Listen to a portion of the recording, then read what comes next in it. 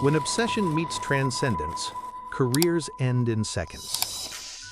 What you're about to witness is the moment when 6 months of systematic preparation encountered something so beyond human achievement that it shattered a man's soul. This isn't just about winning or losing.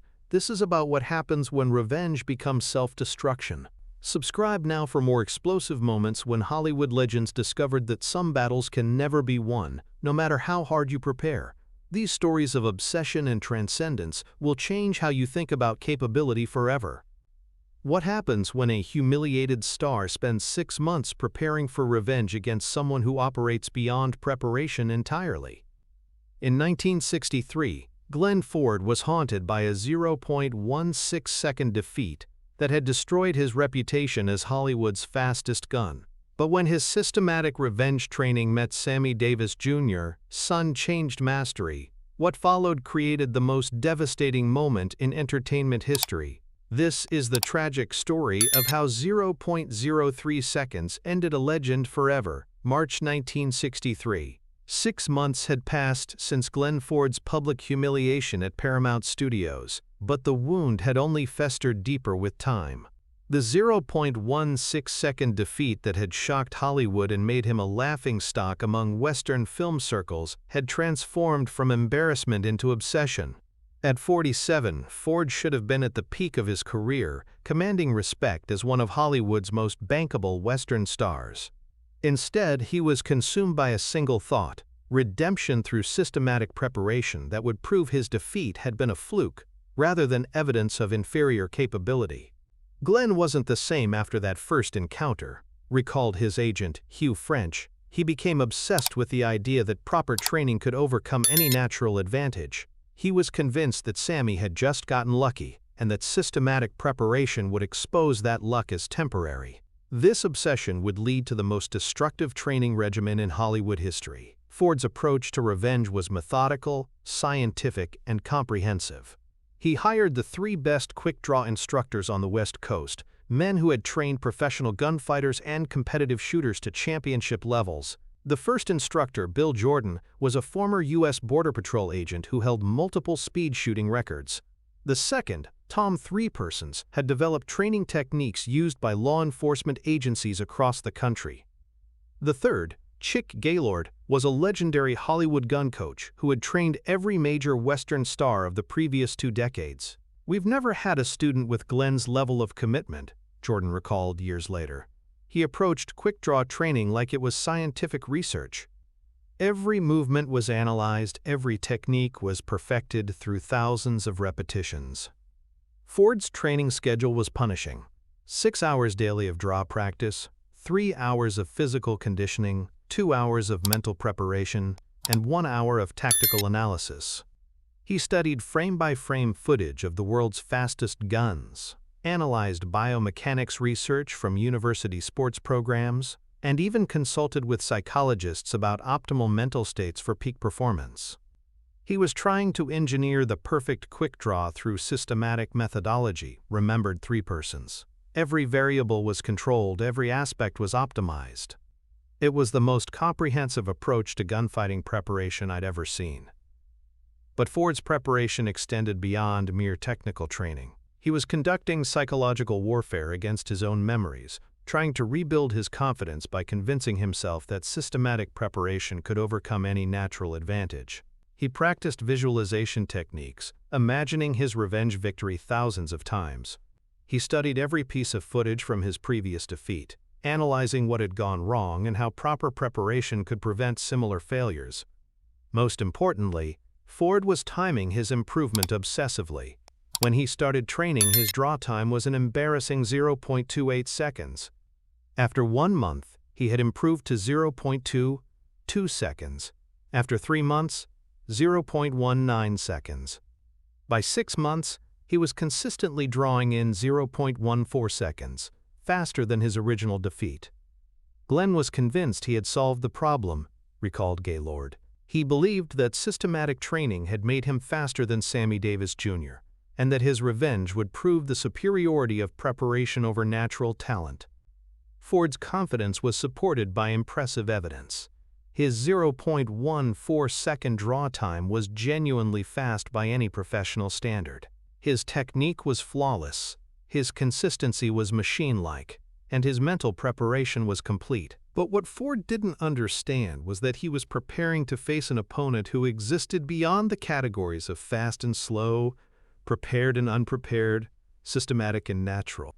The confrontation was arranged for September 15, 1963, at MGM Studios during a charity event that would allow Ford to demonstrate his improved capabilities in front of the same entertainment industry professionals who had witnessed his original humiliation. Word of Ford's intensive training had spread throughout Hollywood, creating enormous anticipation for what was being called the revenge match of the century. Industry insiders were genuinely curious whether 6 months of systematic preparation could overcome the kind of natural capability that Sammy had demonstrated. Everyone knew Glenn had been training obsessively, recalled MGM executive Arthur Freed. The question was whether human preparation could compete with whatever Sammy possessed that seemed to operate beyond human limitations entirely. Ford arrived at MGM Studios 3 hours before the scheduled demonstration, accompanied by his 3 instructors and a support team that included a sports psychologist, a biomechanics expert, and a timing specialist with precision equipment. His preparation that day was ritualistic and comprehensive.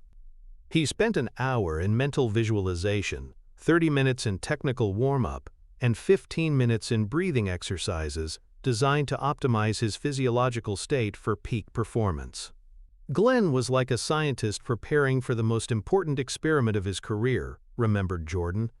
Every detail was controlled, every variable was optimized. He was as ready as human preparation could make him. Sammy Davis Jr. arrived 5 minutes before the scheduled time, carrying nothing except his characteristic relaxed demeanor and a cup of coffee.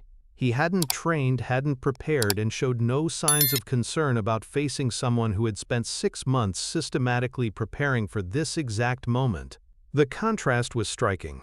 Ford, surrounded by experts and equipment, obviously tense despite his confidence, while Sammy appeared to be treating the entire event as a casual social obligation rather than serious competition. The difference in their approaches was remarkable, observed director George Stevens, who witnessed the encounter. Glenn looked like a man preparing for the most important moment of his life. Sammy looked like he was getting ready to have lunch with friends. When the 2 men faced each other in the studio's Western Street set, the assembled crowd of 200 entertainment industry professionals fell silent. This wasn't just about personal rivalry. It was about fundamental questions of human capability, systematic preparation, and whether natural talent could be overcome through dedication and training.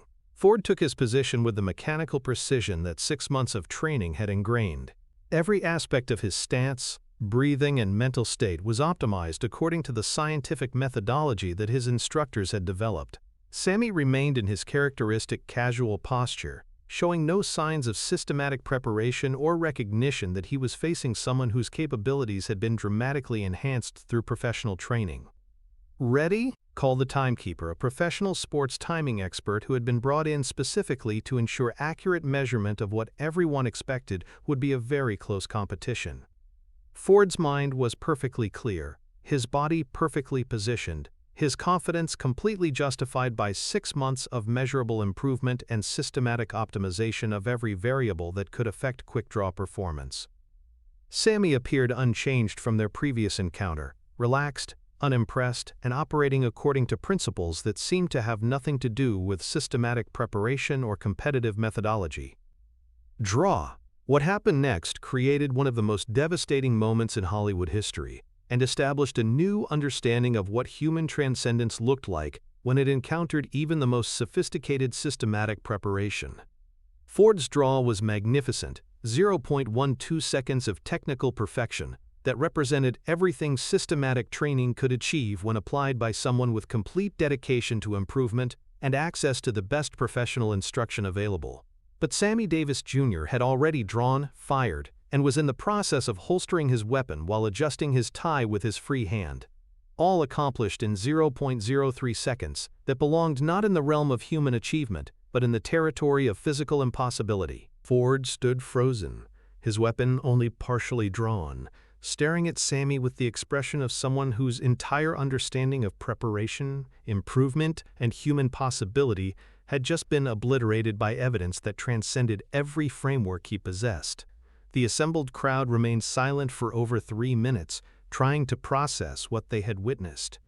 Ford's systematic improvement had been real and impressive, but it had been rendered completely irrelevant by capability that operated according to principles beyond systematic methodology entirely.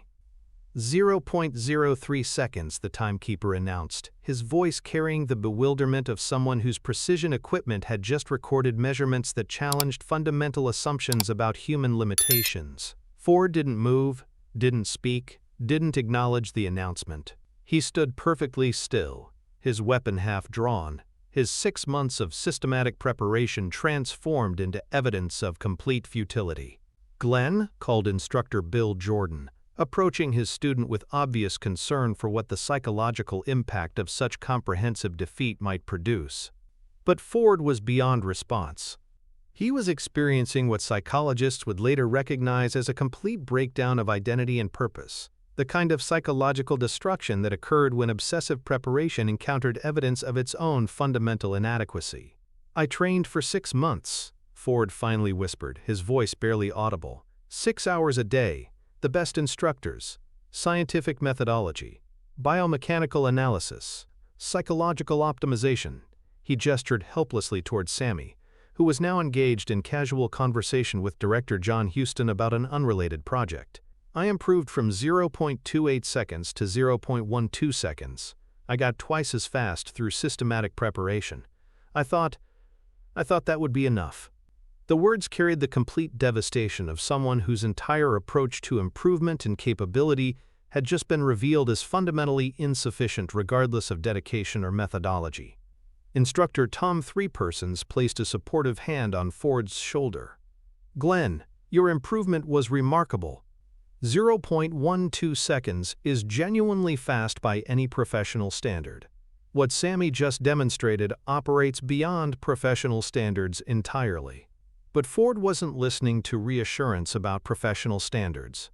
He was confronting the reality that 6 months of obsessive preparation had made him twice as fast, while leaving him infinitely slower than someone who hadn't prepared at all. "How?" Ford asked, though his tone indicated he wasn't really seeking explanation, but rather expressing complete bewilderment at the collapse of his understanding of how capability worked. Sammy, overhearing the question, approached Ford with genuine sympathy for what he understood was devastating psychological experience. "Glenn," Sammy said gently, "your training was impressive, and your improvement was real. 0.12 seconds represents serious capability development." Ford looked at him with the hollow expression of someone whose obsession had just been revealed as pointless. "But what I'm demonstrating isn't the result of training or preparation," Sammy continued. "It's not faster or slower than what you achieved. It just operates according to different principles entirely." The explanation offered no comfort, because it confirmed Ford's worst fear, that all the systematic preparation in the world couldn't bridge the gap between impressive human capability and whatever Sammy possessed that transcended human categories entirely. The psychological impact on Ford was immediate and permanent. He left MGM Studios that day and never returned to Western films. His career continued in other genres, but he never again attempted to portray characters whose identity was based on speed, competence, or masculine capability. "That day broke something in Glenn that never healed," observed director Delmer Daves, who worked with Ford on several subsequent projects. He'd built his entire professional identity on being authentically capable in Western roles, and 6 months of systematic preparation had just proven that authentic capability was relative rather than absolute. Ford's 3 instructors were equally affected by what they had witnessed. Bill Jordan retired from quick-draw instruction entirely, stating that he could no longer in good conscience claim that systematic training could produce competitive capability when faced with evidence that transcended systematic categories entirely. "What Sammy demonstrated that day changed my understanding of what human capability could achieve," Jordan explained years later. "I realized that all my training methodology was designed to improve people within normal human limitations, but some people operate beyond those limitations entirely. The incident became legendary in Hollywood as a cautionary tale about the dangers of obsession and the futility of trying to systematically overcome natural transcendence through preparation and methodology. Years later, when Ford was asked about his retirement from Western films, he would reference that September afternoon at MGM as the day he learned that some battles couldn't be won regardless of preparation, and that the wisest response to encountering superior capability was acceptance rather than futile resistance. "I spent 6 months trying to prove that systematic training could overcome natural advantage," Ford reflected during a rare interview in the 1970s. "What I learned was that some advantages aren't natural, they're supernatural, and you can't train to compete with the supernatural." The 0.03 seconds had lasted only an instant, but the psychological destruction it created would influence Ford's career for the remaining 23 years of his life, proving that sometimes the most dedicated preparation only served to demonstrate the magnitude of the gap between human achievement and transcendent capability. Glenn Ford had entered that MGM soundstage convinced that 6 months of systematic revenge preparation would restore his reputation and prove his superiority. He left understanding that some defeats were so complete, they redefined everything you thought you knew about possibility, preparation, and the limits of human determination when confronted with capability that existed beyond human limits entirely.